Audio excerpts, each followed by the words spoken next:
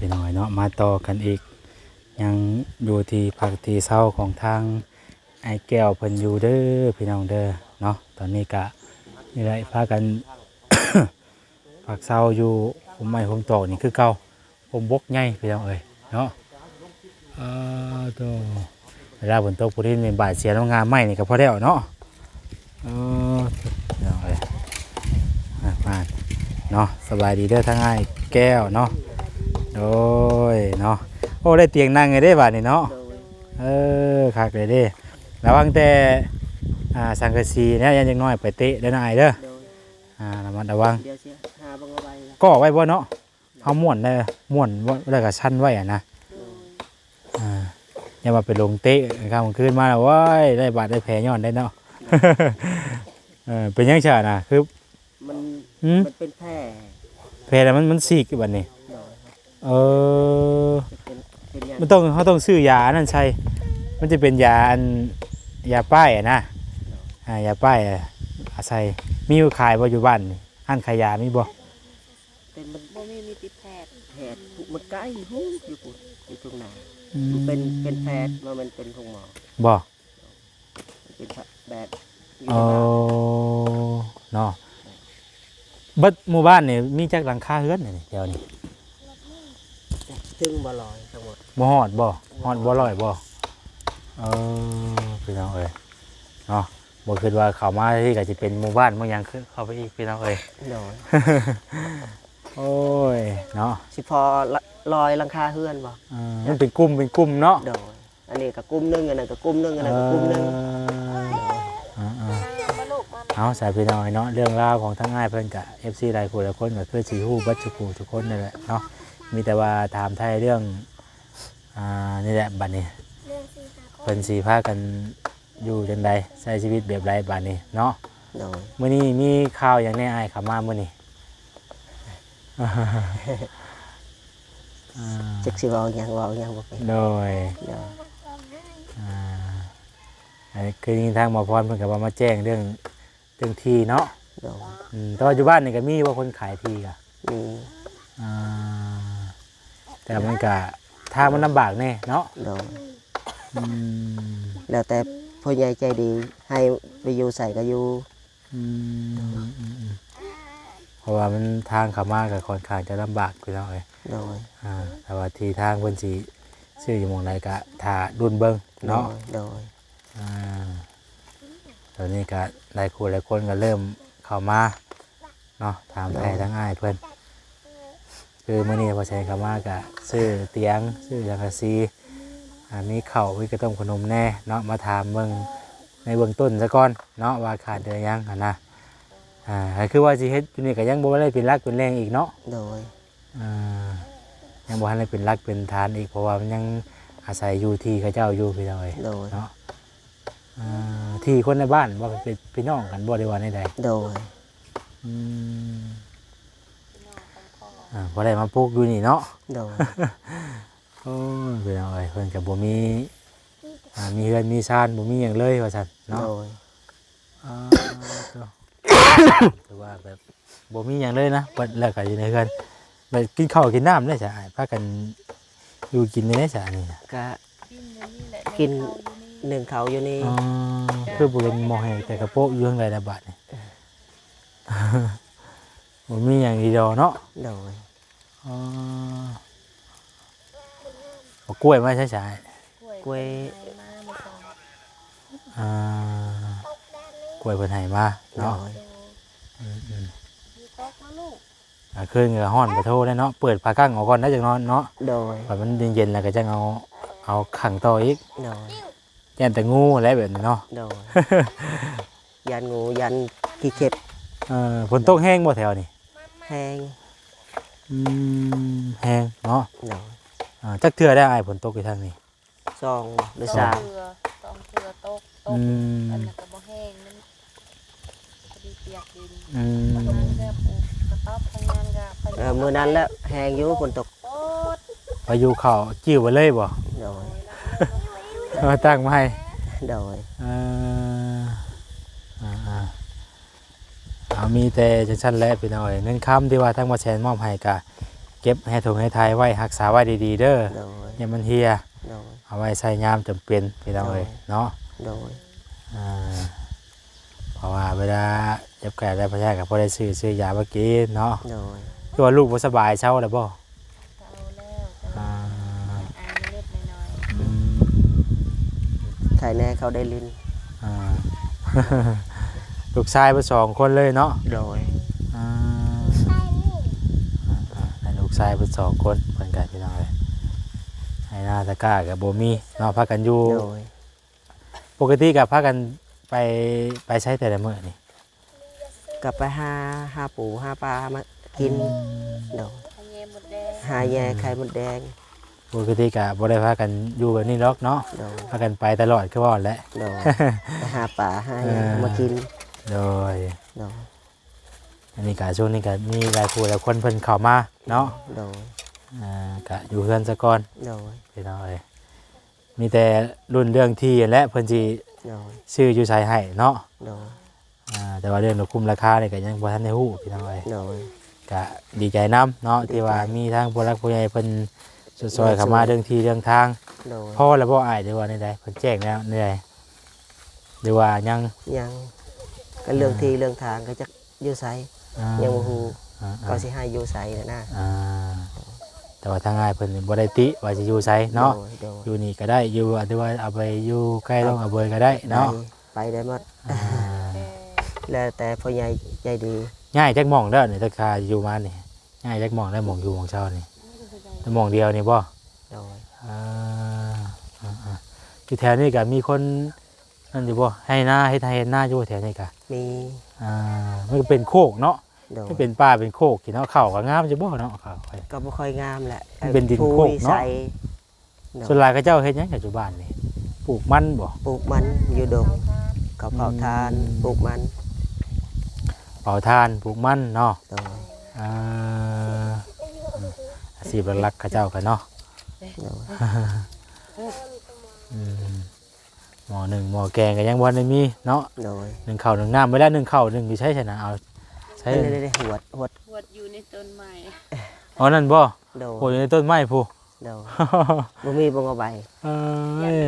ยานหมาถือไป เป็นห่านเป็นหยังได้ไว้เนาะ โดย อ่า อืม บ่ฮู้สิเฮ็ดหยังเพิ่นก็ได้พี่น้องเนาะมันเว้นที่มันทางเฮาเองรถสิเฮ็ดหยังก็บ่คักบ่แน่เนาะ โดย บ่คือที่เจ้าของเฮาอยากเฮ็ดหยังเฮาก็เฮ็ดเนาะ โดย อยากปลูกอยากพักหยังก็แน่ โดย อันนี้มันรถเฮ็ดหยังก็ยังคาอยู่ โดย คุย เอ ยาลูก อ อย่าดื้อ ลองนะครับลองเหยียบเล็กเด้อ ไปเหยียบเล็ก เออใส่ตะปูใส่ ตัดผมเด้อผมยาวได้หัน โดย ตัดผมเด้อบ่เข้าโรงเรียนบ่โรงเรียนอยู่ไสทางนี้ พูดทางนั้น เออไม่มีแต่ว่ามงนี่ก็มันเป็นโฮมแน่เนาะ โดย แค่แต่งามไม้แล้วตกมาใช่เนาะ โดย พ่อน้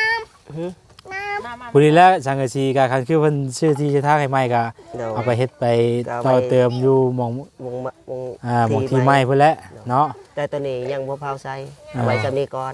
เพราะว่าเพิ่นก็มาแจ้งข่าวเลยเด้เนาะ โดย อันถ้าเราสิใช้ชักสีก็ยันมันเสียหายของไหม้เนาะ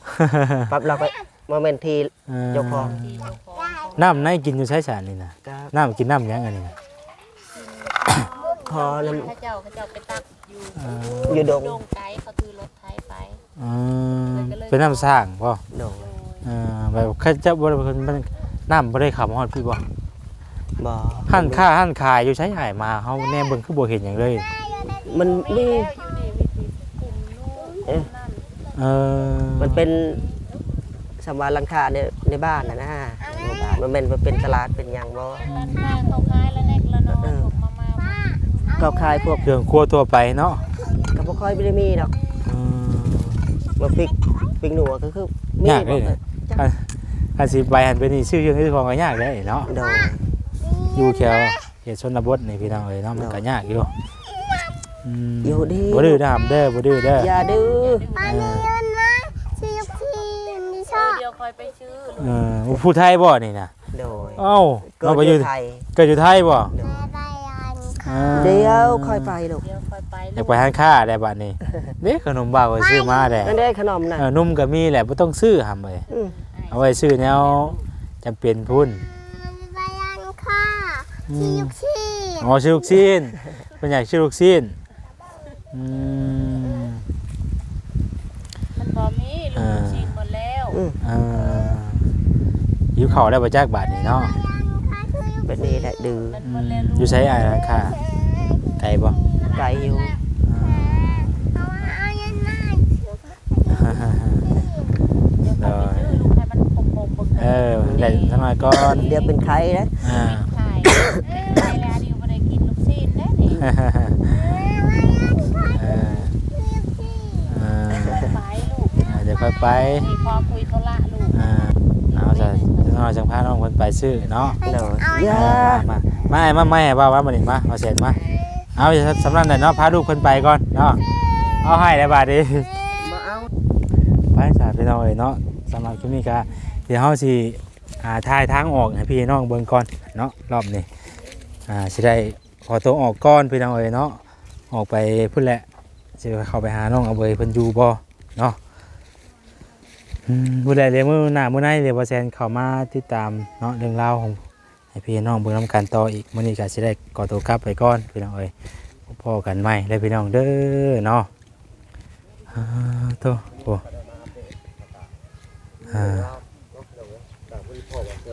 เอ้าวาล่ะเนาะสบายดีเด้อวาล่ะบ่ได้พอกันแต่โดนเนาะเป็นจังได๋อยู่ดีมีแห้งอยู่บ่ปีใหม่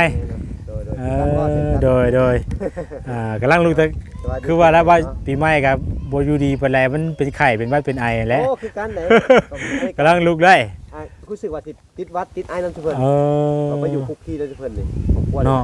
เป็นหวัดเป็นไอเนาะ เดี๋ยวเขาจะไปได้อันมาแจ้งข่าวดีนะเพิ่นน้อยนึง โอ้มีข่าวดีมาแจ้งเพิ่นบ่มื้อ โอ้ นี้ แบบกับบริเวณเรื่องไงหรออันชื่อพอหอบพมมันยังนี่แหละ อ๋อ ก็เลยว่าให้ถ่ามื้ออื่นสิซื้อมาให้ โอ้ จะเอาเงินก่อนสิได้กลับบ้านก่อนมื้อนี้นะ นี่ก็สิกลับคือกันบ่แซนกะว่าสิที่แรกน่ะว่าสิเข้ามาหาเพิ่นแต่ว่านี่พุ่นแหละแหละเฮาคือใช้สภาพทางเนี่ยคือสิมาบ่ฮอดสินะว่าล่ะก็เลยแบบว่า ก็ มื้อก่อนว่า หน่อยเนาะกินอยู่จังได๋นะ แต่ว่าก็มีข่าวดีเข้ามาอยู่เว้าพรเพิ่นมาแจ้งว่าเรื่องที่ว่าซั่น โอ้โดย จังว่าสิได้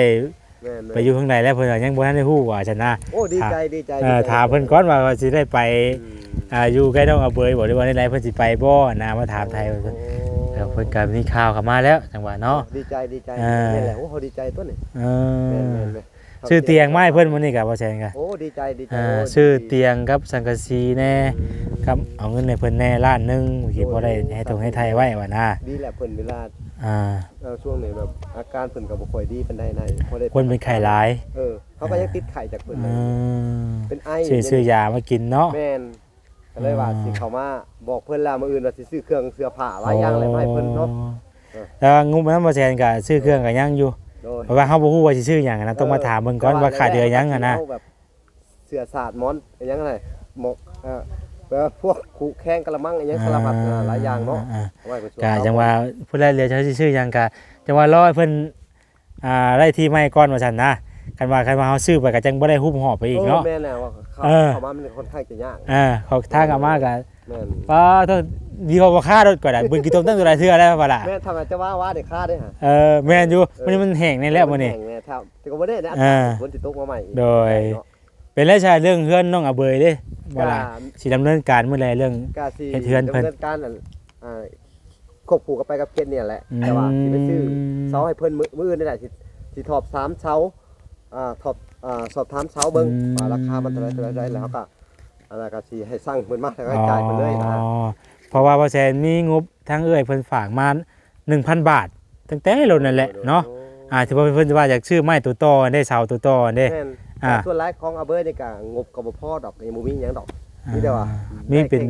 บางอย่างก็ขาดแคลนไม้อะไรว่าไงซะเป็นประเภทไม้สินไม้หยัง ก็เรื่อง สารพัดเลย กับสังกะสีแน่นี่แหละจังผู้ใหญ่เพิ่นก็เคยบอกว่าแซนว่าได้ว่าถ้าว่าได้ยุคได้ตั้งขึ้นน่ะเพิ่นสิรับสังกะสีว่าซั่นนะ ได้นั่น แต่ว่าผู้ใดรอเฮือนขึ้นผู้ใดเนาะถ้าเป็นโค้งเป็นผู้เป็นโค้งพุ่นแหละ แม่นมันก็ ว่าว่าถึงเนาะมันก็มันเฮาก็ ต้องใช้เวลา ใช้เวลาแน่คือว่า งบเนาะ งบมันบ่ค่อยมี งบประมาณเฮายังบ่ทันได้พอนะ แม่นก็ แต่ว่าเฮาก็เอาเป็นบางอย่างก็ได้มาก่อนสินะเป็น แม่น เป็น แม่นแม่น เป็นเบื้องต้นไปก่อนน่ะนะ แม่นแม่น แล้วเฮาก็ค่อยทยอยซื้อเข้ามา เป็นผู้ใหญ่คนแรกแหละที่เสนอให้ซื้อเสา อ๋อ ก็เลยว่าจะได้ซื้อมาเสามาก่อนเนาะเพราะว่ามัน โดย เขาก็ติดเคสนี่น้ำแน่ หลายทางไปเนาะว่าล่ะ เอ้า เออโอเคเด้อว่าล่ะเด้อบ่ได้ค่อยสิออกก่อนบัดนี้เด้อสิไปหาน้องอเบยเพิ่นอยู่เฮือนอยู่บ่ อยู่เอาโอเคไป โอเคว่าล่ะโชคดีเนาะอยู่ดีมีแฮงโดย โอเคเดี๋ยวสิเข้าไปก่อนเด้อ โดยว่าล่ะ เล็กๆน้อยๆเนาะ ถามไทยเพิ่นเบิ่งเนาะไปเฮาก็สิได้เดินทางออกไปทายทางให้พี่น้องเบิ่งเล็กๆน้อยๆพี่น้องเอ้ยเอาพี่น้องน้องใส่ผลเนาะสบายดีเด้อน้องเด้อเนาะมา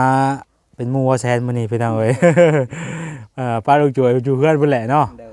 อ ป้าน้องเขาก่อนออกไปก็พากันปั่นเข่าซะก่อนเนาะนี่เอาเข่ามาอยู่มาปั่นเข่าแล้วเขาก็จะพากันออกไปขนาดจะขับรถแล้วมันกินยากได้พี่น้องเข่าก็ได้เนาะปั่นเข่าปั่นน้ำก็จะพากันลุยต่อเนาะนี่แหละเอาใส่อยู่นี่เลยแหละพี่น้องเอ้ยเอาน้ำมาเอาพี่น้องเอ้ยกินข้าวกินน้ำซะก่อนจังพากันออกต่อพี่น้องเอ้ยเนี่ยข้าวเฮาก็มีสิ้นแห้งกับปีกไก่ เนาะเอาขออนุญาตก่อนแป๊บนึงเราพี่น้องเนาะปั่นขาแรกเฮาก็จังสิเดินทางต่อเนาะกับน้องสายฝนมื้อนี้เอาพี่น้องเอ้ยเนาะหลังจากที่กินข้าวกินน้ำแล้วกับน้องสายฝนพี่น้องเอ้ยมาต่อคลิปบัดมาเบิ่งบัดว่าบ่มีเสียงอ้าวไม่เบิดแบตพี่น้องเอ้ยจังแม่นเนาะว่ะกำลังสิเดินทางออกไปเนาะถ่ายบรรยากาศนำทางให้พี่น้องเบิ่งพี่น้องเอ้ยไม่ไปเบิดแบตโอ้ยเนาะว่าสิถ่ายทางบรรยากาศให้พี่น้องเบิ่งนํกันคักๆว่ะเนาะถ่ายทางไปว่าแบตเบิด เนาะทั้งจะบุญมันก็ตามหลังเข้ามาทั้งนั้นเอาก่อนออกจากบ้านของไอ้แก้วกับพอดีว่าถ่ายทางบรรยากาศให้พี่น้องบนน้ำกันเส้นทางที่เฮาเข้าไปนะพี่น้องเนาะเพราะว่าตอนขามาน่ะบ่ได้ถ่ายก็ได้ถ่ายออกขากลับเนาะนี่เส้นทางก็สิประมาณนี้พี่น้องเอ้ยให้น้องใส่พลเพิ่นจับกล้องเนาะกับกล้องก็คือว่าแหละเนาะเงินขึ้นเงินลงตามนี่แหละพี่น้องตามที่เห็นเนาะ เพิ่นบ่เคยจับกล้องโดดสั้นลงรุมผู้เนาะ นี่แหละทางกับประมาณนี่แหละมันก็แบบสี่เรื่อยๆนะพี่น้องเนาะมาซีดีกว่านี่ก็บ่ดีทางกันเนาะแบบนี้ไปเรื่อยๆเนาะงอกแงกทางกับพี่น้องแบบนี้แหละเนาะโอ้ยว่ะกะไปได้เรื่อยๆเนาะว่าถึงว่ายากบ่กะยากอยู่พี่น้องเนาะแต่ว่ามันก็พอไปได้นะแต่ว่ากะมันงงแงกมันจำนวนเวลาหล่นใช้เวลาหล่นนะก่อนเฮาสิผ่านไปได้ก็ต้องใช้เวลาเพราะว่าทางก็คือเห็นนี่แหละพี่น้องนี่แหละเลยหม่องอยู่หม่องเศร้าน้องเบยเพิ่นอยู่หม่องเก่านะใครนี่2 ลักเนาะประมาณ2 ลักนี่แหละนี่เขากำลังเดินทางออกไปพี่น้องเนี่ยเนาะเดินทางออกไปเรื่อยๆ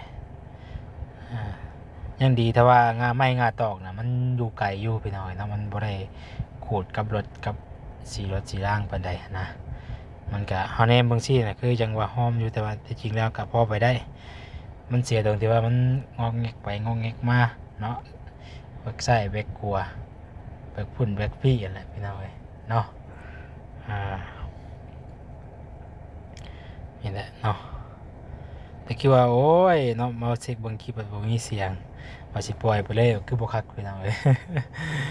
เนาะผิดพลาดได้เลยพี่น้องเนาะลืมเปิดไมค์โอ้ยเนาะเอาเลยกับไมค์นี่ก็ได้บ่มีไมค์กับบ่เป็นแต่พังอีกพี่น้องเนาะต้องได้เปิดเนาะ เดินทางไปเรื่อยๆใกล้สิฮอดทางนั่นแหละ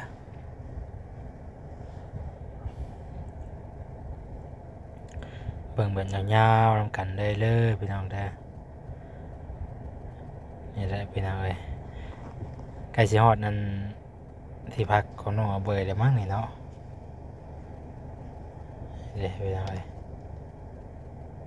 ประมาณนี้แหละบิดแต่ว่ากี่ตมมันจะได้รู้กี่ตม2หม่องบิดแล้วเนาะข้ามขัวมาแล้วพี่น้องเอ้ย